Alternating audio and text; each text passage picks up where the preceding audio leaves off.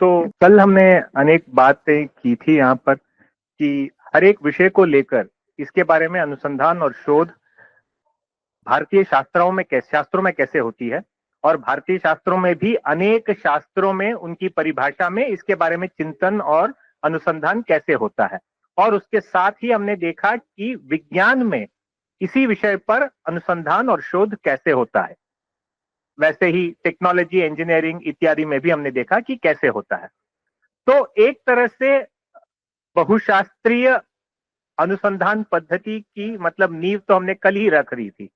तो आज का जो विषय है, आज सुबह का और दोपहर का, बहुशास्त्रीय और अंतःशास्त्रीय, ये एक तरह से देखें तो दोनों एक ही विषय के दो मुख हैं।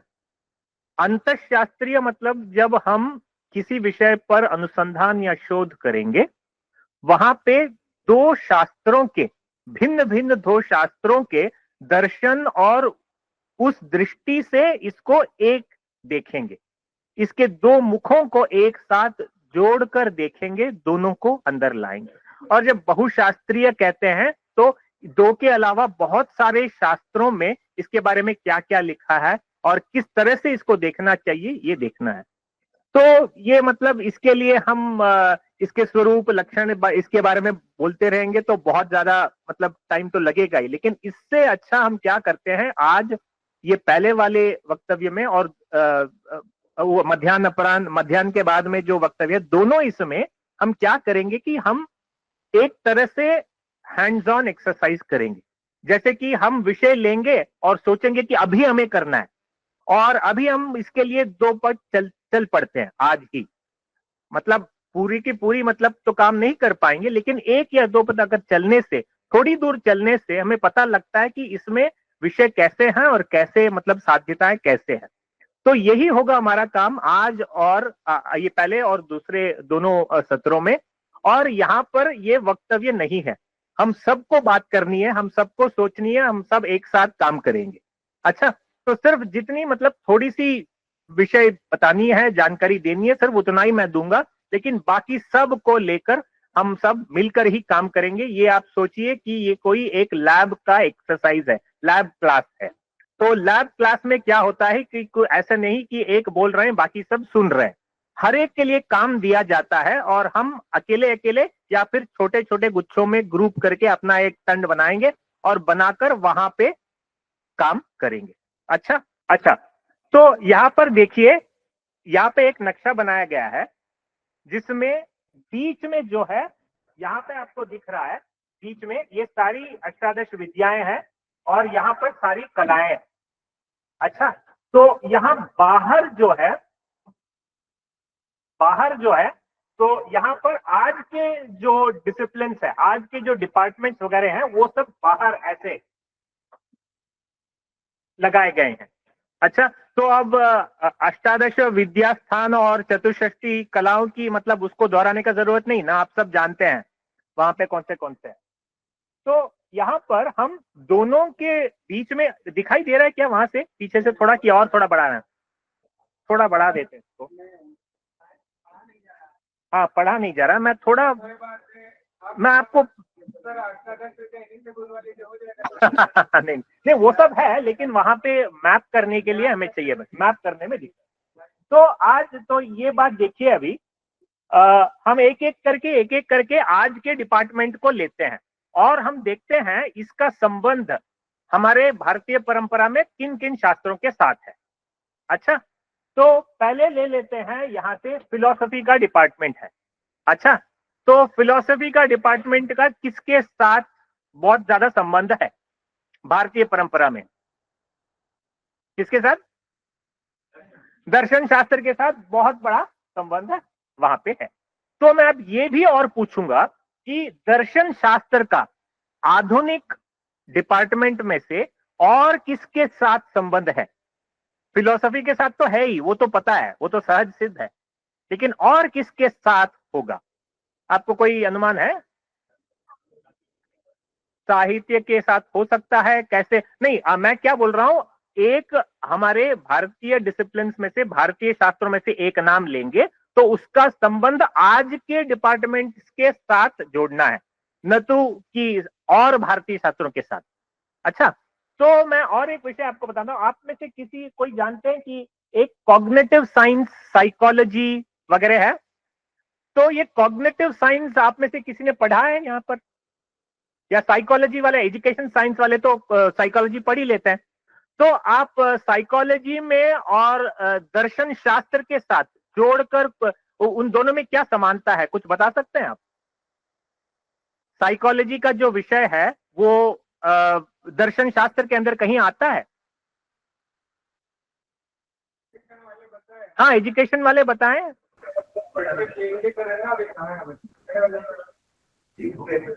हाँ,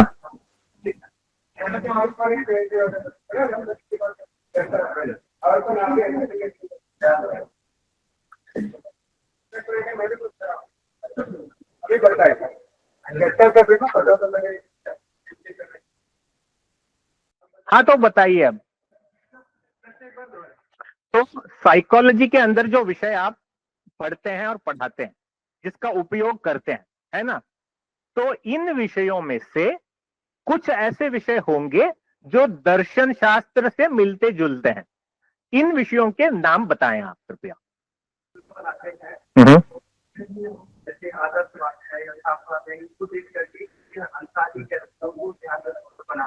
हम्म। किसके साथ होगा? अच्छा, चलिए, अब ये बात, एक बात पहले कहिए कि मुझे आपके शिक्षा शास्त्र का मूल उद्देश्य क्या है?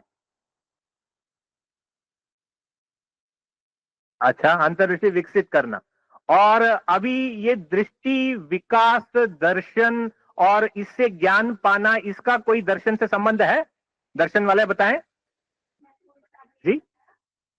तो ये आप सहज, आपको पता चल रहा है कि साइकोलॉजी और कॉग्निटिव साइंस भी ऐसा ही है थोड़ा, और कॉग्निटिव साइंस का भी आन्वीक्षिकी अथवा दर्शन शास्त्र के साथ एक बहुत अटूट संबंध है। तो इसके साथ अब हम और क्या करेंगे कि हाँ, तो अभी हमने हेल्थ, कॉग्निटिव, साइकोलॉजी ये सब के साथ देखा। अब कॉग्निटिव साइंस या साइकोलॉजी का और किस शास्त्र के साथ संबंध हो सकता है? और किस दर्शन के अलावा और किसके साथ संबंध हो सकता है साइकोलॉजी का?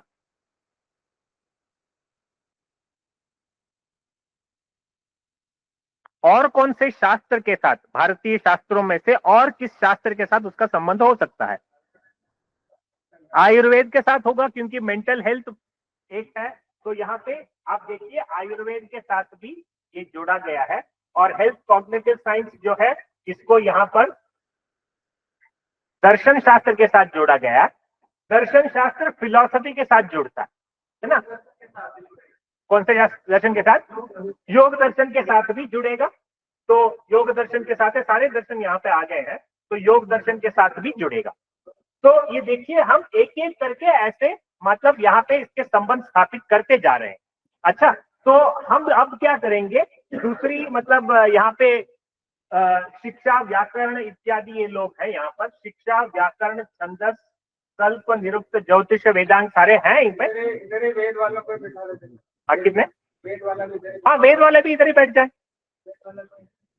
नहीं, वेद वेद वाले कल भी कोई नहीं थे यहाँ पे। गुप्त गामिनी होती। अच्छा, चलिए, कोई बात नहीं। तो ये शिक्षा शास्त्र है और व्याकरण शास्त्र, वो वाली शिक्षा नहीं, वेदांग की शिक्षा। अच्छा, तो शिक्षा शास्त्र, व्याकरण है, छंदस इत्यादि इत्यादि है। अब आपने अभी अभी छंदस के मतलब कुछ सूत्र देखे थे। इसका आधुनिक विषयों के साथ, किस विषय के साथ उसका मिलना जुलना होता है? छंदस के गणित के साथ। तो छंदस का गणित के साथ हो गया। तो यहां पर भी आप छंदस शास्त्र में देखा कि लघु गुरु सब लगाते हैं। अच्छा, तो सिर्फ लघु गुरु को लेकर आप बड़ा एक संख्या भी बना सकते हैं। तो ये सिर्फ दो अंकों को लेकर जो चलता है, ऐसी कोई चीज जानते हैं आजकल के जमाने में? आज बाइनरी सिस्टम और सारे के सारे कंप्यूटर्स और कंप्यूटर साइंस भी इसी के ऊपर चलते हैं। तो इसका संबंध गणित के साथ भी होगा, इंजीनियरिंग या कंप्यूटर साइंस वगैरह के भी साथ हो सकता है। अच्छा, तो व्याकरण को ले लीजिए, व्याकरण का संबंध कौन किसके साथ होगा? व्याकरण का विषय क्या है, बता दीजिए। व्याकरण का मूल उद्देश्य क्या है? शब्दों का शब्द का या वाक्य का या नाद का? मेन तो शब्द है। अच्छा, तो शब्द का क्या क्या करेंगे आप? अच्छा, तो अब आधुनिक जो डिसिप्लिन है, इनमें से कौन सा डिपार्टमेंट या कौन सी सब्जेक्ट है कि इससे मिलता जुलता कुछ काम करती है? भाषा विज्ञान होती है, लिंग्विस्टिक्स है, तो लिंग्विस्टिक्स के साथ ये अब आ गई।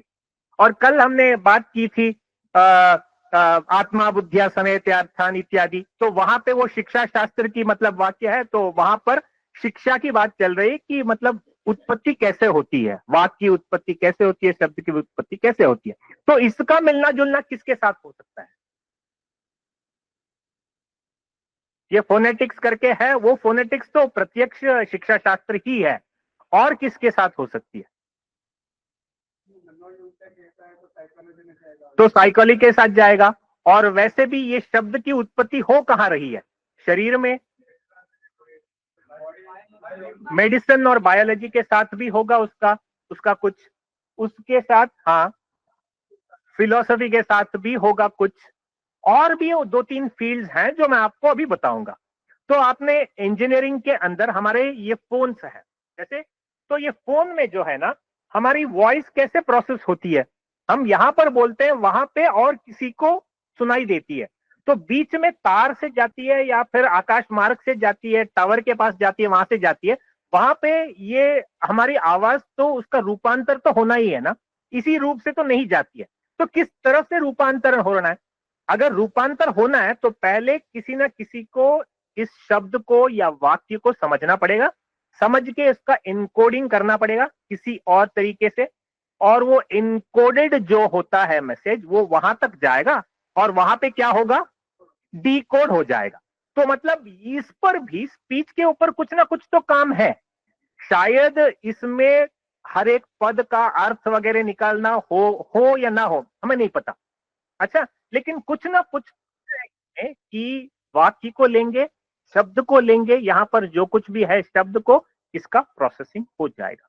तो इंजीनियरिंग में एक डिसिप्लिन है, इसका नाम है सिग्नल प्रोसेसिंग। तो सिग्नल प्रोसेसिंग के अंतर्गत क्या होगा, अभी सिग्नल्स मतलब बहुत सारे हमारे बाहर के जो कुछ भी हैं वो शायद दर्शन लायक विषय होंगे, जैसे कि कोई इमेज होगा, कोई वीडियो होगी, या फिर श्रवण लायक कोई विषय होंगे, जैसे कि म्यूजिक हो सकता है, या फिर स्पीच हो सकता है, या और कोई ऑडियो हो सकता है। ऑडियो मतलब हम ये नहीं बोल रहे हैं कि ऑडियो कहां से शब्द आ रहा है, किसी मनुष्य के इससे आ रहा है कि संगीत हो रहा है, ये कुछ नहीं बताते हैं तो ऑडियो है। लेकिन अगर हमने स्पष्ट कह दिया कि ये कोई बोल रहा है, तो ये स्पीच प्रोसेसिंग हो जाती है, नहीं तो ये ऑडियो प्रोसेसिंग होता है, नहीं तो म्यूजिक प्रोसेसिंग होता है, इमेज प्रोसेसिंग है, वीडियो प्रोसेसिंग भी है। अच्छा, तो आधुनिक डिसिप्लिन में से इंजीनियरिंग के अंतर्गत, खासकर इलेक्ट्रॉनिक्स एंड कम्युनिकेशन के अंतर्गत एक फील्ड है सिग्नल प्रोसेसिंग। उसमें भी डिजिटल सिग्नल प्रोसेसिंग कहते हैं आजकल, क्योंकि पहले के जमाने में सिग्नल प्रोसेसिंग एनालॉग होता था, लेकिन आज सब कुछ कंप्यूटर के अंदर आ गया, सब कुछ 0101 के अंतर्गत बाइनरी के अंदर आता है, इसलिए ये सब डिजिटल प्रोसेसिंग हो गया। तो digital signal processing is a very important field. तो इस सब के लिए यहां पर इसके साथ इसका बहुत सारा काम है। क्यों ऐसे है? क्योंकि जब ये सारे सिग्नल्स को इनकोड करना पड़ा, तब लोगों को समझना पड़ा कि इस ऑडियो सिग्नल के अंदर है ही क्या। तो उन लोग ने इसका इतना सारा जांच किया, इतना रिसर्च किया, अनुसंधान इसके साथ, बोले कि जब कोई कुछ बोल रहा है तो उसकी सिग्नल कैसे आएगी, उसकी फ्रीक्वेंसी को पहले एनालाइज करना पड़ेगा। अब एक यहाँ पे व्हाइट बोर्ड हो जाता था,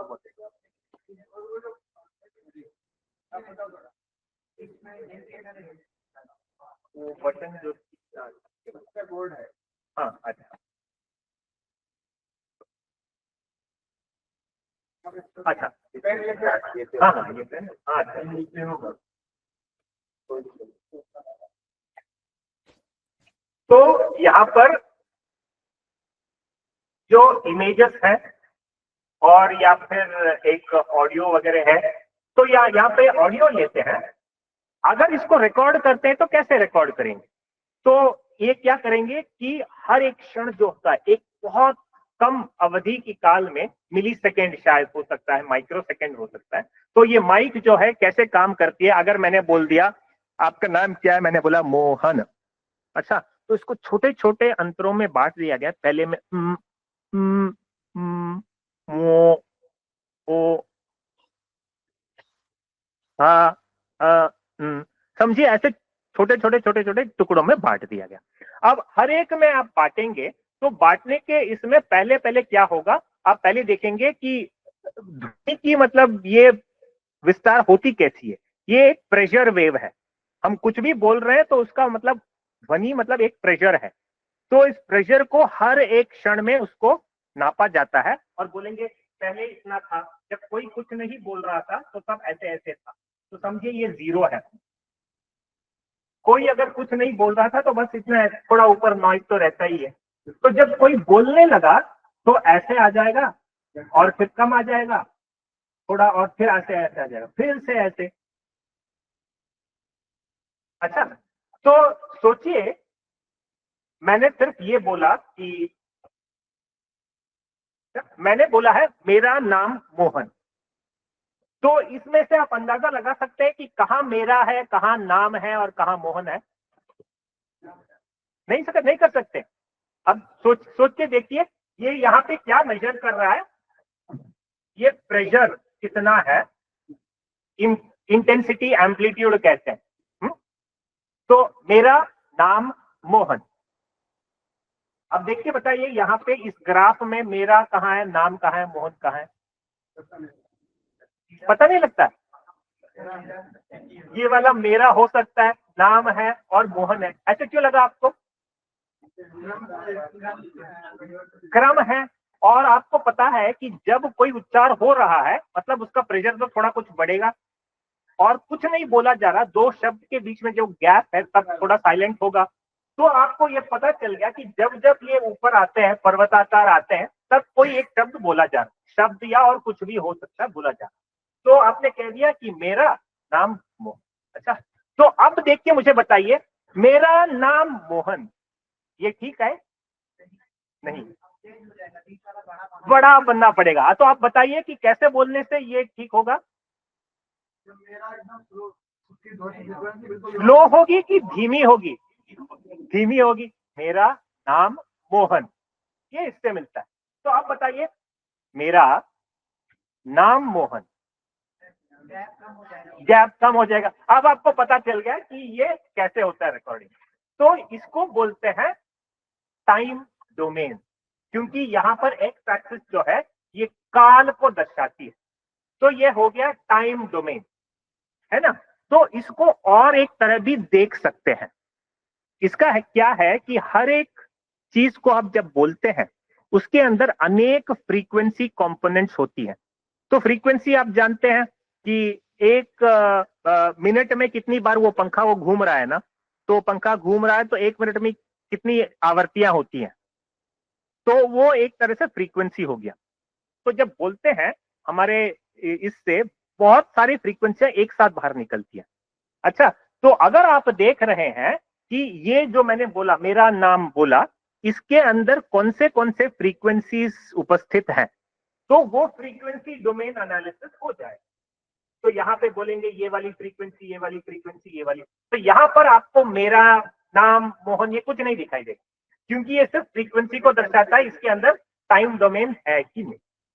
तो ऐसे दो तरफा एनालिसिस कर करके लोगों ने ये भी पता लगाया कि आप जब एक एक अक्षर की मतलब उच्चारण करते हैं, अगर आपने आ कर दिया, ऊ या प या च या ट कर दिया, तो उसका सिग्नेचर यहां पर कैसे दिखेगा, टाइम डोमेन में कैसे दिखेगा और फ्रीक्वेंसी डोमेन में कैसे दिखेगा। तो ये पता लगाने के लिए पहले उनको ये देखना पड़ा कि जो जब हम अक्षरों की मतलब उच्चारण करते हैं, ये अक्षर की उत्पत्ति होती कैसी है, इसलिए स्पीच साइंस उसके पीछे निकला। तो स्पीच का लिंग्विस्टिक्स और स्पीच सिग्नल प्रोसेसिंग जब आया तो उसमें पहले लोगों ने बताया कि चलो देखते हैं कि बोलना होता ही क्या है।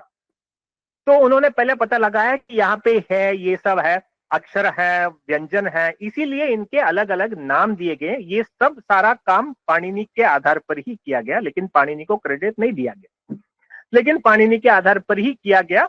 तो वहां पे उन्होंने आज जो है स्टेट ऑफ द आर्ट कहते हैं, ये स्टेट ऑफ द आर्ट आज की नहीं है, शायद 30 साल पुरानी स्टेट ऑफ द आर्ट है, कि लोगों को ऑलरेडी पता था कि हर एक अक्षर का सिग्नेचर क्या होगा, उसमें कौन सी फ्रीक्वेंसीज हैं और टाइम डोमेन में कैसा रहेगा, उसके और भी अलग आयाम है, किप्स्ट्रम डोमेन, ये डोमेन, वो डोमेन वगैरह। और उन्होंने क्या किया कि इसको इसके आधार पर उसका कंप्रेशन एनकोडिंग वगैरह कर दिया। आपने सुना होगा कि जेपेग एमपेग नाम सुना है। ये जेपेग एमपेग क्या करता है, ये देखता है कि इसके अंदर कौन सी फ्रीक्वेंसियां हैं, कौन से टाइम डोमेन है, और सिर्फ वो फ्रीक्वेंसी के नंबर लेते हैं और स्टोर कर देते हैं और वहां पे भेज देते हैं, और उस नंबर को फिर से वहां सृष्टि करते हैं और फिर आपको बाहर कर देते हैं, आपको वैसे ही सुनाई देगा। मतलब इतनी आसान नहीं है, लेकिन मैं थोड़ा सिंप्लीफाई करके बोल रहा हूं।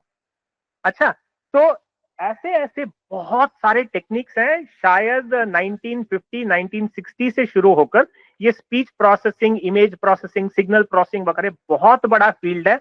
90s 2000 तक तो ये बहुत बड़ा फील्ड ऑलरेडी बन चुका था।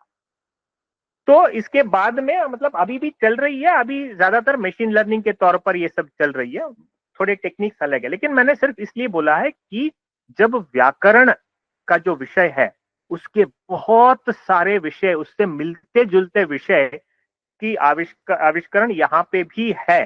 लेकिन जब तक हम जाके नहीं बोलते हैं कि जो तुमने आज बोला है ये पाणिनि ने उस साल बोला था और इसको वहां पे पिंगल ने बोला, इसने और किसी ने बोला, तब तक वो कोई वहां पे इनका नाम जुड़ेगा नहीं।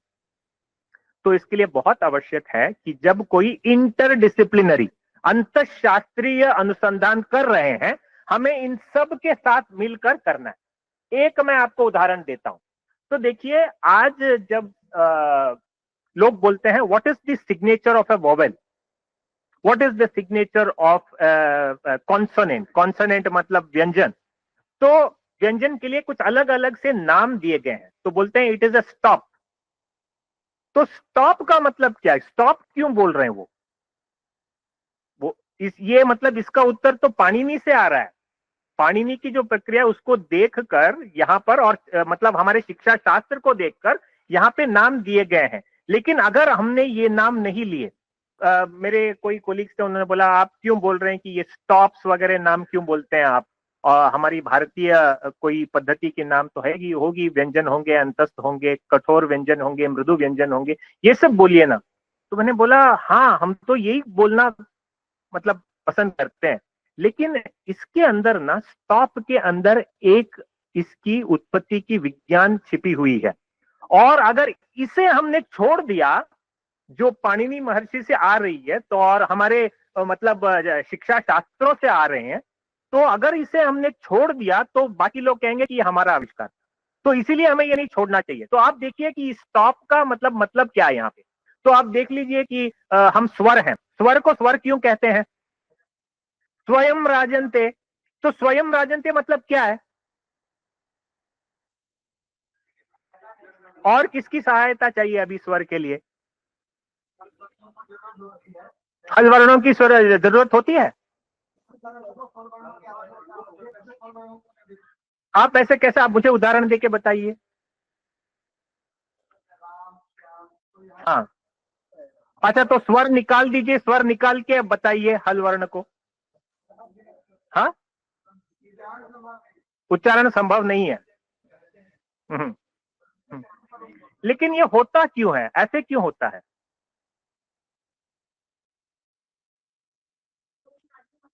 ये जब मैं लिखता हूं ये समझ में आती है, लेकिन बोलने के समय में ये कैसे समझाएंगे आप। जब लिखते हैं मुझे पता है कि क के साथ हमें स्वर जोड़ेंगे तो क होगा, आ जोड़ेंगे तो का होगा, लेकिन बोलने के समय ये कहां से आया। सरलता की मतलब क्या है। रेसिस्टेंस ज्यादा नहीं होता। अच्छा, एक एक काम कर दीजिए, आपने बोला कि आपने उसका लक्षण निकाले स्वयं राज्यते। अच्छा, स्वयं राज्यते मतलब अपने आप विराजमान है। हाँ हाँ, पता है, प्रकाशित होना तो अपने आप विराजमान है, प्रकाशित अपने आप होता है। अच्छा, तो इसको और किसी की जरूरत नहीं है, लेकिन हलंत ऐसे नहीं हो सकते। अच्छा, तो चलिए हम बोलने की चेष्टा करते हैं। आप बोलिए, अभी आ बोलिए। तो अब बोलते रहिए जब तक मैं आपको ना कह दूं कि रोकना है। सब लोग को बोलना, आ बोलते रहना है। आ बोल सकते हैं, जितना चाहिए उतना बोल सकते हैं। अब क बोलते रहिए जब तक मैं आपको ना कहूं। क, तो देखिए, आप एक बार बोल सके, लेकिन बोलते रहेंगे तो क्या सुनाई देगा? सिर्फ अ सुनाई देगा।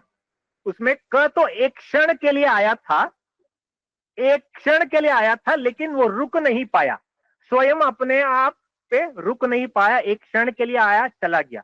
अब ये क्यों हुआ ऐसे कि एक क्षण के लिए आया और ना चला गया? इसकी उत्पत्ति हुई कहां से? इसकी वास्तव में उत्पत्ति हुई क्या? आप सोच लीजिए अभी। क बोल के देखिए, आपको पता है कि मतलब कंठ्य है, दंत्य इत्यादि इत्यादि, आपको पता है, तो इसका मतलब क्या है? आप ऐसे क्यों बोलते हैं कि प ये ओष्ठ्य है?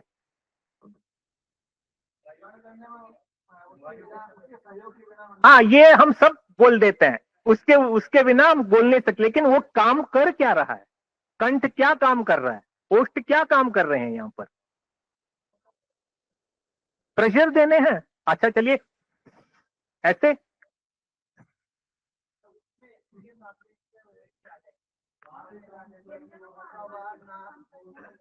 अच्छा, तो अब देखिए, हम स्वर है, स्वर है, स्वर को हम बाहर निकाल रहे हैं। अच्छा, आप सबने पाणिनि शिक्षा भी पढ़ी है, सब देखिए। आप बताइए कि ये स्वर हमें बाहर निकालना है, तो अपने आप को देख लीजिए, अपने अंदर बताइए कि आप क्या कर रहे हैं। तो क्या कर रहे थे आप? कंठ से प्रेशर था, देख लीजिए, प्रेशर फील हुआ सबको? फील हुआ? और अच्छा, तो कंठ में प्रेशर फील हुआ, तो उसके बाद में क्या हुआ?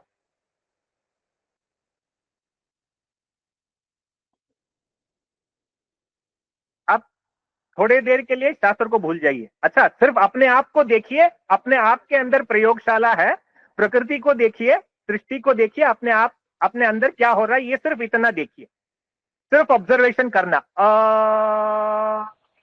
प्रेशर बिल्ड हो रहा है, आप बता के देखिए, बोलते ही रहना।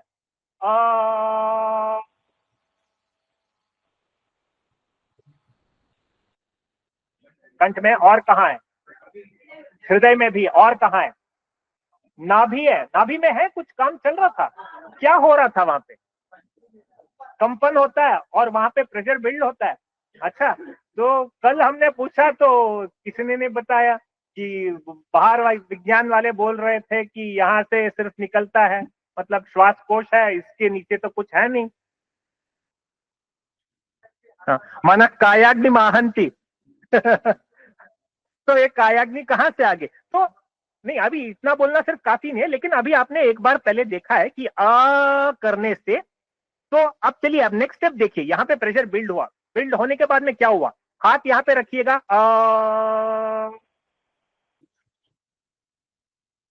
या प भी आ ही हुआ, ई करके देखिए, ई। अच्छा, तो अभी ये करने से क्या हो रहा है? यहां से बाहर हवा निकल रही है, कंटिन्यूसली निकल रही है कि बीच में रुक गई? कंटिन्यूसली निकल रही है अपने आप। अच्छा चलिए, अभी क का उच्चारण कीजिए या प का उच्चारण कीजिए। अच्छा, प, प, अभी अभी अभी प का उच्चारण नहीं करना, प का उच्चारण करना, बस। कर सकते हैं? उप,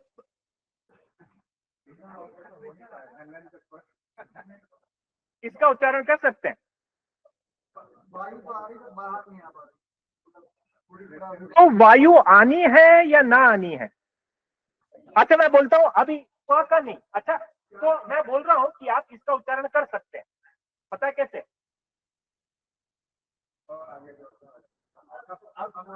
अब अब उच्चारण कर सकते हैं अब का।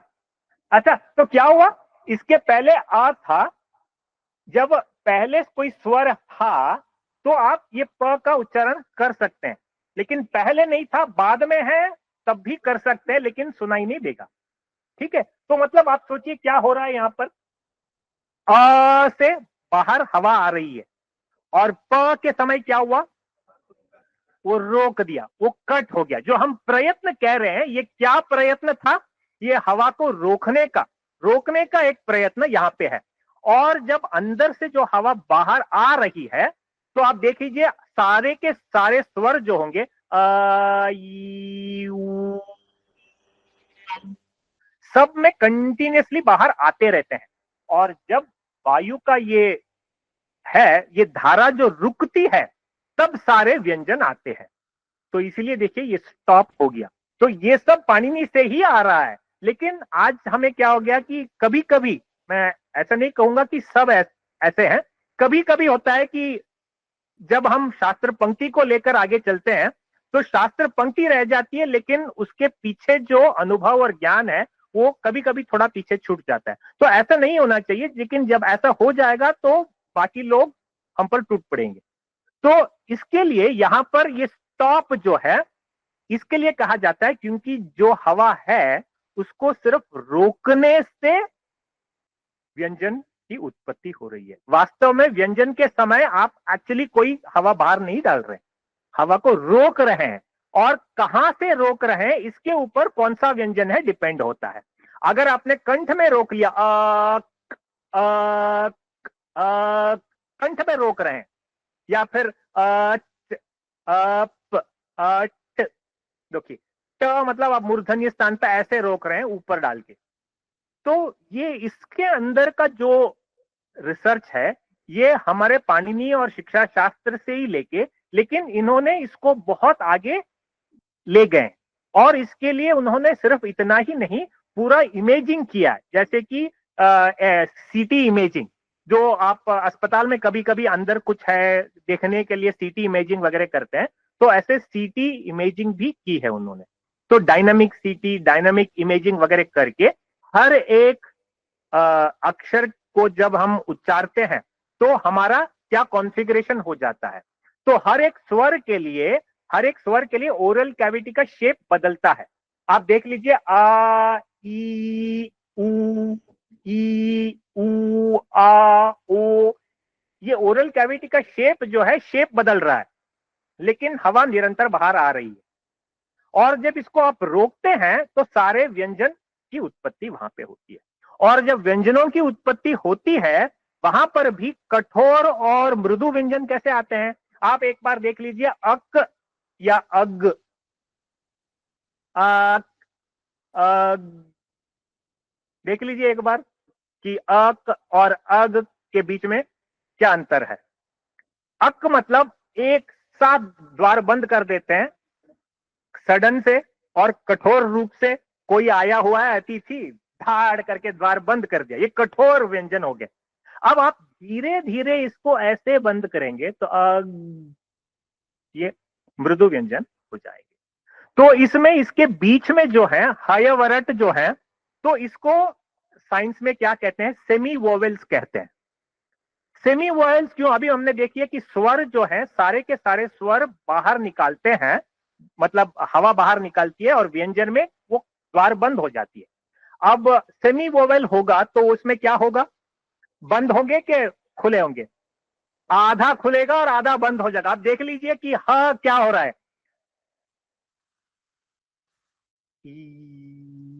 कह तो सकते हैं आधा आधा खुला है, हा ये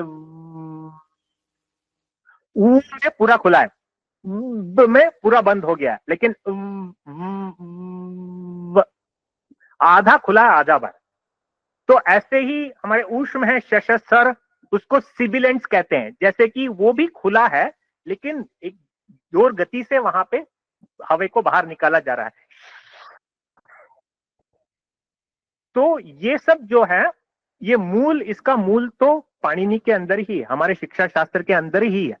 लेकिन इसको लेकर के इन्होंने साइंस यानी कि एनाटॉमी फिजियोलॉजी के साथ जोड़ दिया, उसके साथ उपकरणों को लेके आए, इसकी सारी रिकॉर्डिंग की, इसका फ्रीक्वेंसी एनालिसिस किया, हर एक वर्ण का फ्रीक्वेंसी एनालिसिस किया। फ्रीक्वेंसी एनालिसिस सब करने के बाद में उन्होंने इतना आगे ये सब लेके गए कि अब लोग बोलते हैं कि ये this is speech science. Speech science एक अलग सा साइंस, एक डिसिप्लिन बन गया है। हालांकि इन्होंने ये सब यहीं से लिया, लेकिन स्पीच साइंस में कोई आपको नहीं कहेगा कि ये सारे के सारे पाणिनियन प्रिंसिपल यहां पर हैं। ये हम पर निर्भर है कि हम उसके अंदर घुसे और बताएं कि ये सारा पाणिनि के अंदर है। Please quote this reference. इसके बिना आप काम नहीं करेंगे, क्योंकि इसको कोट करना पड़ेगा आपको, otherwise it is intellectual dishonesty. तो ये बोलना पड़ेगा, लेकिन हम कब बोलेंगे? जब इसके साथ मिलजुल कर काम करेंगे। तो ये थोड़ा वापस इसके अंदर चले जाते हैं। क्या था डब्ल्यू? हाँ, वहां पे चला गया।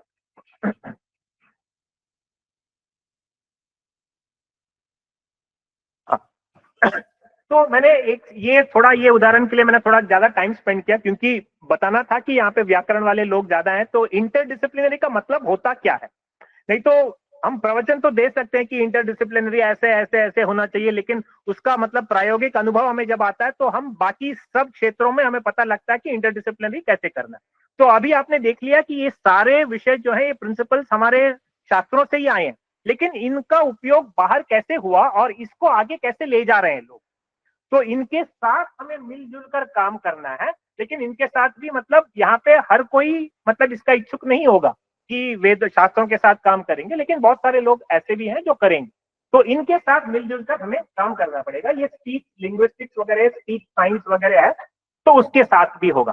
तो इसी के आधार पर हमने यहाँ पर बहुत सारे एरियाज है जो बाहर, और इसका संबंध इसके साथ हमने किया है। जैसे कि अभी हमारे यहाँ अलंकार शास्त्र है। अच्छा, अलंकार शास्त्र वाले कौन है यहाँ पर? साहित्य। अच्छा, साहित्य अलंकार दोनों एक ही ले सकते हैं। तो साहित्य अलंकार शास्त्र है। तो अलंकार शास्त्र में आप कौन से ग्रंथ पढ़ते हैं? काव्य प्रकाश, साहित्य मीमांसा। और आप इसके बारे में सोचते रहते हैं कि रस क्या है, कितने रस हैं, कैसे रस हैं, भरत मुनि ने क्या कहा, 8 है या 9 है, 10 है, और काव्य के अंदर कैसा होना चाहिए, काव्य के लक्षण क्या है, महाकाव्य क्या है, और इसके अंदर कैसे कैसे होने चाहिए, हर एक रस के लिए कैसा मतलब काव्य के अंदर, ये सारी चीज आप वहां पढ़ते हैं। लेकिन क्यों, किस लिए पढ़ते हैं? क्योंकि इसके अंदर सौंदर्य है, सौंदर्य का वर्णन है, और रसानुभूति होनी चाहिए। किस तरह से जो नाटक कर रहा है और जो प्रेक्षक है, इन दोनों में एक तादात्म्य हो जाए, किस तरह से रस का वो एक संक्रमण हो जाए, इसके लिए आप काम कर रहे हैं, है ना? ये मूल उद्देश्य तो यही है। लेकिन ये मूल उद्देश्य के लिए जहां से हमारा साहित्य शास्त्र और अलंकार शास्त्र निकला था, कि भरत मुनि में देखते हैं आप, क्रीडनीयकम इच्छा महा, कि आजकल के लोग जो हैं उनको ये किसी में अभिरुचि नहीं है, यज्ञ यागादि में अभिरुचि नहीं है, किसी में अभिरुचि नहीं है, अब इनका उद्धार कैसे होगा? तो उन्होंने पूछा कि हमें एक चीज ऐसे मिल जाए जैसे कि खेल जैसा हो, मनोहारी हो, हमारा मन का मतलब रंजन हो, लेकिन इसके साथ हम उसी 4 वेदों का मूल तत्व जो है, जग्राह पाठ्यम ऋग्वेदात, तो वहां से पाठ्य वहां से लिए, अभिनय यजुर्वेद से लिए, संगीत को मतलब सामवेद से लिए, और रस को अथर्ववेद से लिए, और नाट्य शास्त्र की रचना हुई। और इसके आधार पर उन्होंने सोचा कि लोगों का मनोरंजन भी हो जाए, लेकिन मनोरंजन की आड़ में इसका तत्व जो है, वही शाश्वत परात्पर तत्व जो है, उसको लोगों तक पहुंचाया जा सके। तो इसके अंदर एंटरटेनमेंट, एस्थेटिक्स, मनोरंजन का भाव है, लेकिन उसके साथ भारतीय दृष्टि है। तो मैं आज बताता हूं, आज यही प्रश्न है कि लोगों का मन कैसे जीता जाए, इसके लिए क्या क्या काम हो रहे हैं, आप बताइए। लोगों के मन के ऊपर, मन को जीतने के लिए क्या क्या काम हो रहा है आज, क्या क्या साधन है, बता दीजिए। फिल्म इंडस्ट्री है, मूवी है, नॉवेल्स हैं, और फिर पोएट्री है, बस इतना ही। किसी ने नहीं बोला इंस्टा रील्स, मोबाइल है, इंस्टा रील्स है, ये सब तो वही काम करती हैं। आपको पता है कि जो ये सारे सोशल मीडिया का डिजाइनर्स हैं इसके पीछे, वो कैसे काम करते हैं, आपको पता है? उनके लिए एक मेजर ऑब्जेक्टिव होता है कि how will you hold your audience attention.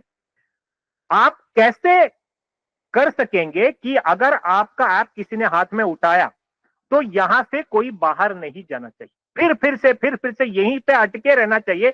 ये माया मोह जो है इसके अंदर हम लगाएंगे, इसके अंदर ही होना चाहिए, माया से कभी बच ना पाए। ये उनका उद्देश्य होता है, इसी के लिए उनको पैसा मिलता है। अच्छा, तो आज फिल्म इंडस्ट्री के जो नाटक भरत मुनि से शुरू हुए थे, टाइम हुआ, कितना टाइम हुआ?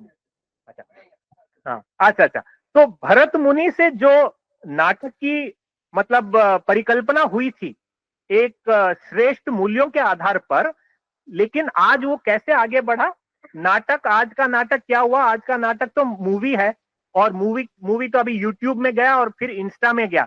लेकिन आज उसकी परिकल्पना क्या है, किस तरह काम कर रहे हैं लोग, उसके लिए उन्होंने उपकरण जोड़ दिए हैं।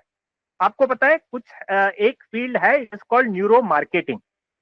तो लोग बोलते हैं कि अगर आपको एडवर्टाइजमेंट दिखाया जा रहा है, हम कैसे पता लगाएं कि ये एडवर्टाइजमेंट प्रभावी है या नहीं?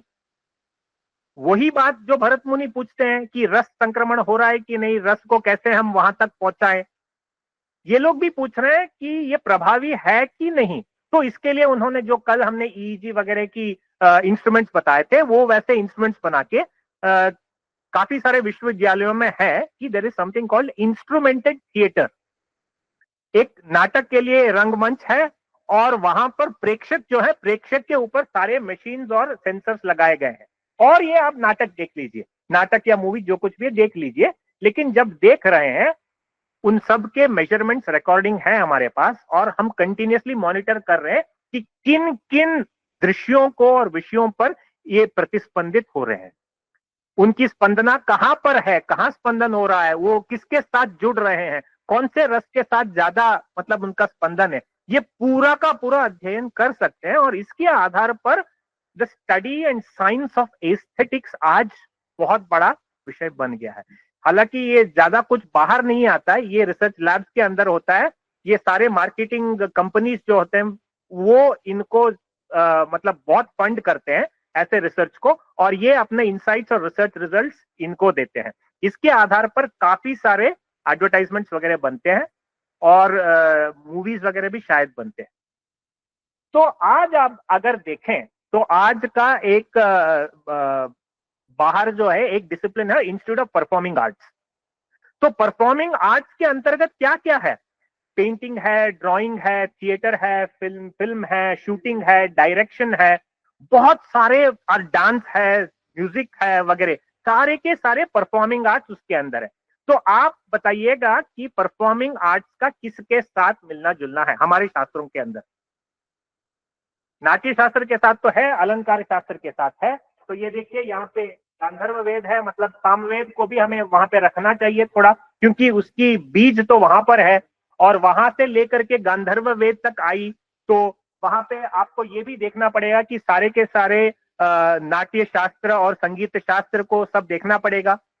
संगीत रत्नाकर देखना पड़ेगा, उसके बाद में मतंग मुनि का बृहदेशी देखना पड़ेगा, और नाट्य शास्त्र के अंदर आपको क्या क्या है वो सब देखना पड़ेगा। तो ये परफॉर्मिंग आर्ट जो है इसका गांधर्व वेद के साथ है कनेक्शन।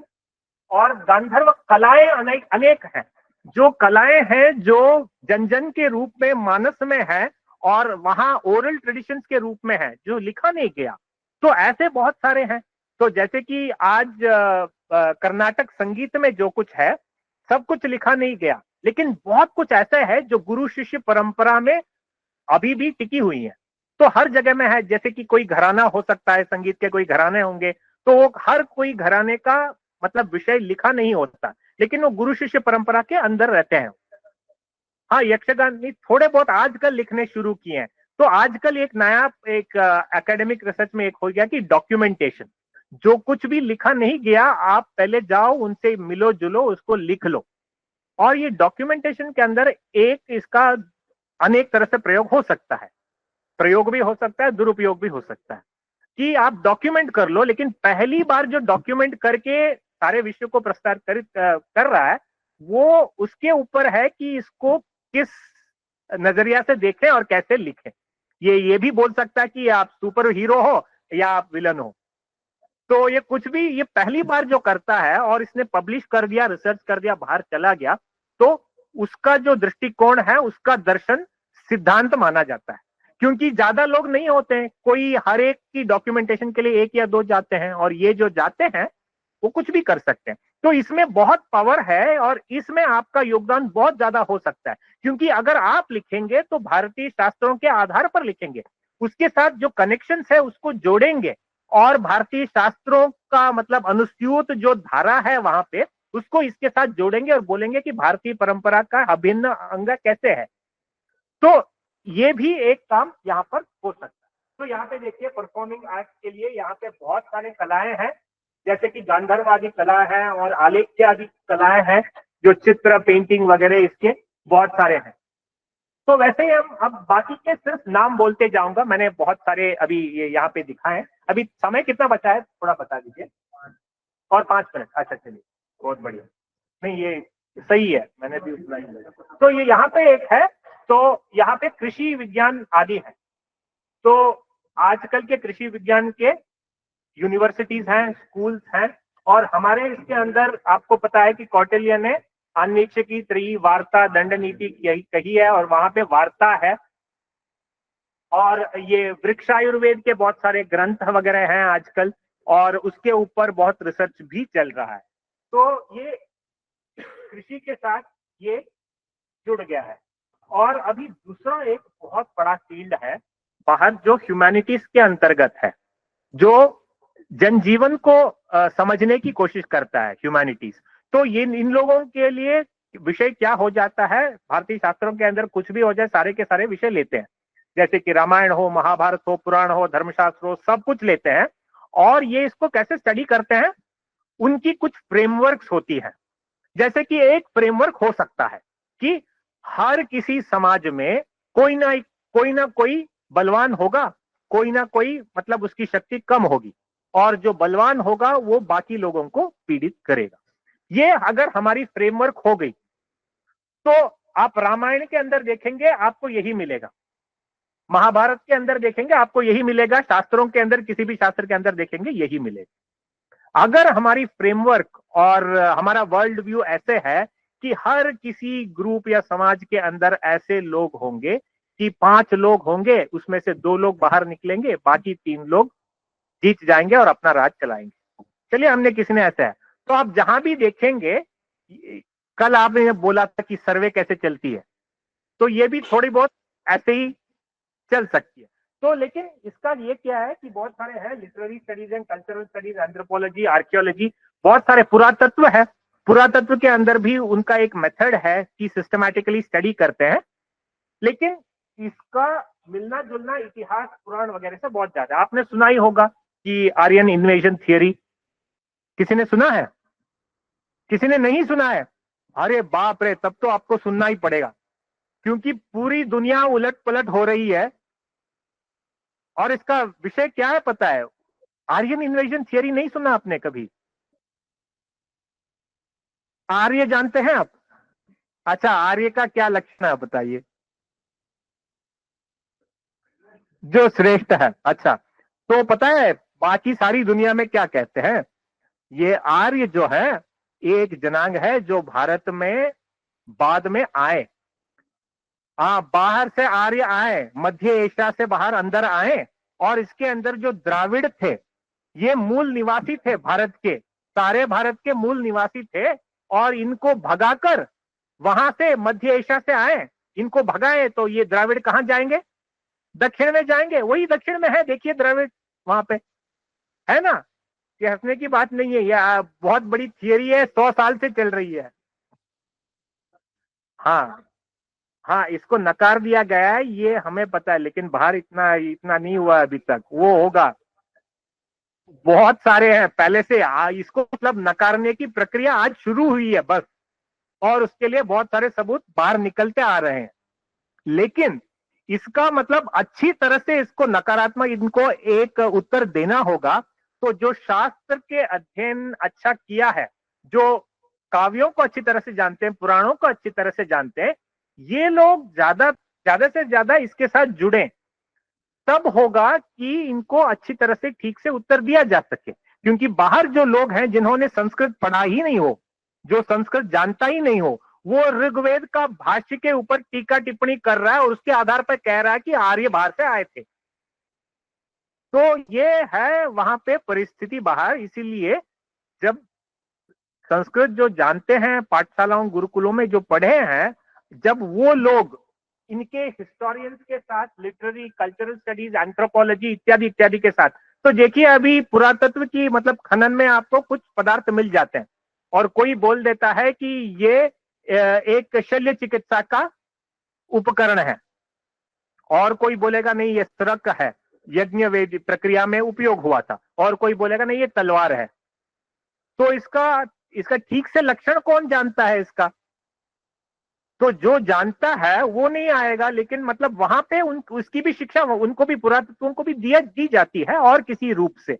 लेकिन ऐसा नहीं होता कि उन सबको शास्त्र का सच्चा ज्ञान होता है। ऑथेंटिक सोर्सेस उनके पास नहीं होते हैं, मतलब उनके एजुकेशन में कुछ तो है, वो दिया जाता है, लेकिन ये ऑथेंटिक शास्त्र के साथ जुड़ा नहीं है। तो ये सब सेकेंडरी सोर्सेस से लेते हैं, लेकिन प्राइमरी से नहीं लिया जाता। तो ये बहुत बड़ा प्रॉब्लम है, बहुत बड़ा एरिया यहाँ पर है। तो ये सारे के सारे चीजों को मिलाकर, मतलब कुल मैं क्या बोलने जा रहा हूं कि जब भारतीय ज्ञान परंपरा के रूप में बाहर आएंगे तो हमारे शास्त्रों को इतर स्टेम डिसिप्लिन मतलब साइंस, टेक्नोलॉजी, इंजीनियरिंग और मेडिसिन, स्टेम डिसिप्लिन के साथ जुड़कर काम करना पड़ेगा, ह्यूमैनिटीज के साथ जुड़कर काम करना पड़ेगा, और परफॉर्मिंग आर्ट्स के साथ जुड़कर काम करना पड़ेगा। ऐसे नहीं कि वहां पे जो लोग हैं वो बहुत बुद्धिमान है, बहुत चतुर है, ऐसे कुछ नहीं, वो भी हमारे जैसे लोग हैं। लेकिन वो क्या है कि बाहर थोड़ा ठाट वाट से हम लोग थोड़ा प्रस्तुत करते हैं अपने आप को, तो लोगों को लगता है कि ये बहुत बड़े लोग होंगे, बस इसी के आधार पर हम चलते हैं। तो मैं इसको जल्दी से अभी खत्म करता हूं। मैं सिर्फ बोलता हूं कि अगले सत्र में मैं क्या बोलने वाला हूं। 15 मिनट अभी बोले, 5 मिनट है, 1:15 तक। अच्छा, आप सिद्ध है, आपके पेट आपको आज्ञा दे रहे हैं?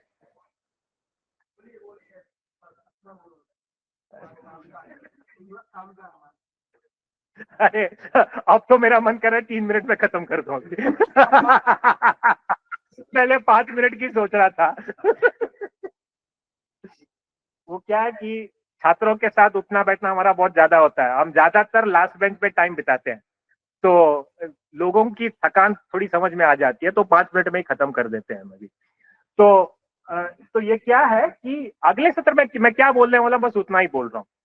मतलब इसमें नोट्स लेने की, ज्यादा कुछ समझने की कोई है नहीं, लेकिन मोस्ट इंपॉर्टेंट चीज यहाँ पे है कि इंटरडिसिप्लिनरी प्रैक्टिकली होती कैसी है, बस ये समझना है हमें।